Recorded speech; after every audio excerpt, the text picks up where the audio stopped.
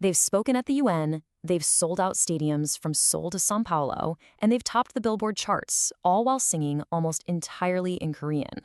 BTS is, without a doubt, a global phenomenon.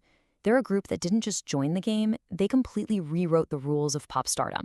But here's the thing, none of this was a given.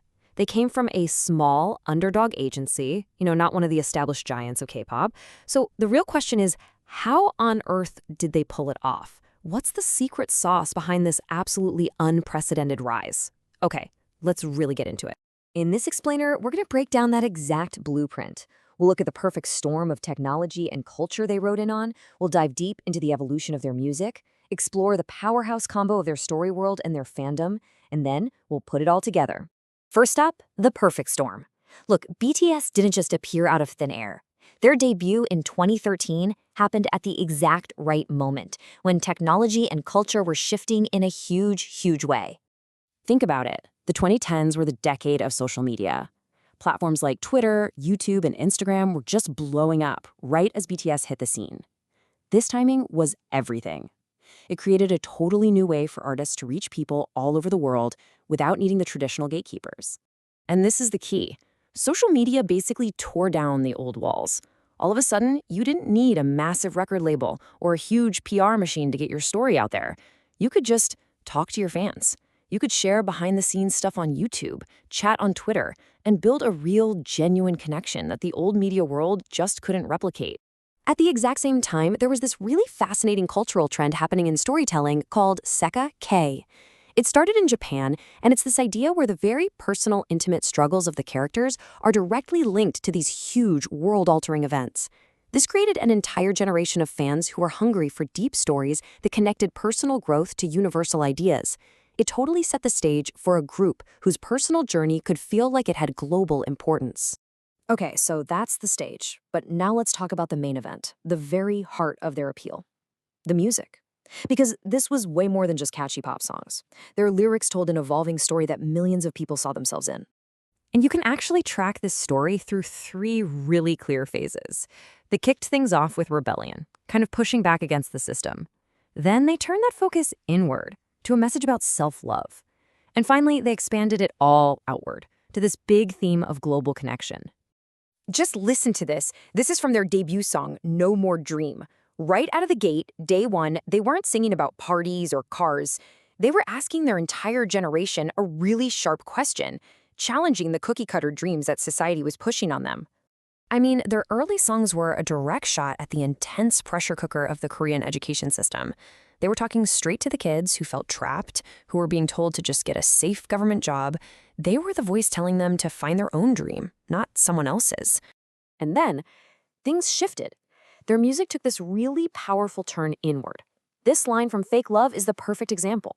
The focus moves from the world outside to the battles inside. And that fake love, well, it's not just about a breakup. It's about losing your own identity to please somebody else. And this was the absolute core of their game-changing Love Yourself era. They started talking openly about mental health, about self-worth, about what it means to accept yourself, flaws and all.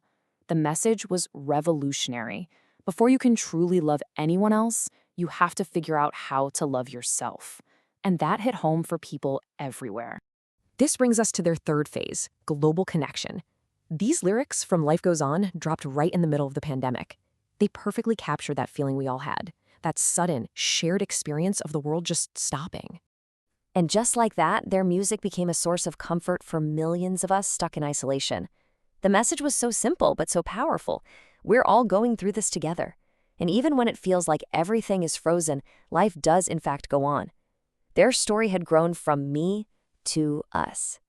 So they had this incredible, evolving message. But how did that message get so massive? Well, that's where 2 other powerhouses come into play, the BTS universe and their unbelievable fandom, ARMY. To really get this, you have to understand worldviews in K-pop, which are basically these big narrative universes.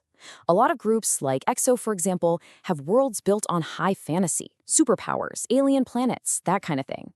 But the BTS universe, the BU, was totally different. It was grounded in reality.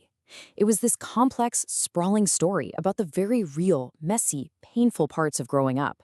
And that made it so much more relatable.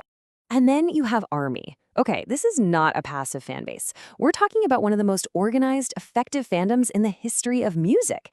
They're like a giant global promotion team. They organize viral campaigns, they get BTS on the radio, they translate hours of content into dozens of languages almost instantly. They even created their own mental health support network inspired by the band's message. So the bottom line is, ARMY isn't just listening to the music, they are co-creating the entire phenomenon. They are the engine. They take that message of hope and self-love, and they amplify it, they blast it across the entire globe, building this incredible worldwide community in the process. All right, let's put all the pieces together. When you boil it all down, what is the actual blueprint for this kind of mind-blowing global success? Well, it really comes down to 4 key pillars. So here it is. It wasn't just one magic bullet. It was these 4 pillars, all working in perfect harmony. It starts with the authentic music that literally grew up with its audience.